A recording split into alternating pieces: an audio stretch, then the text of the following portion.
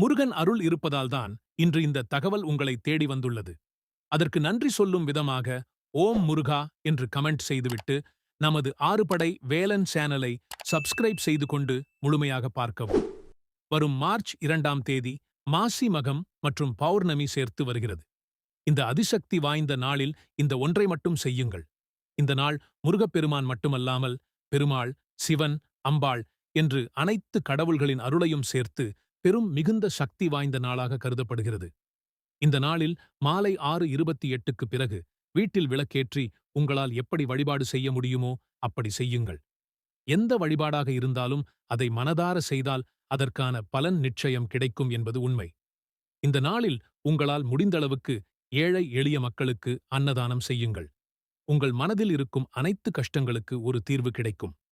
முருகப்பெருமானின் அருளைப் பெற உதவும் இது போன்ற ஆன்மீக தகவல்களை உங்கள் நண்பர்கள் மற்றும் உறவினர்களுடன் பகிர்ந்து புண்ணிய பலனை அடையுங்கள்.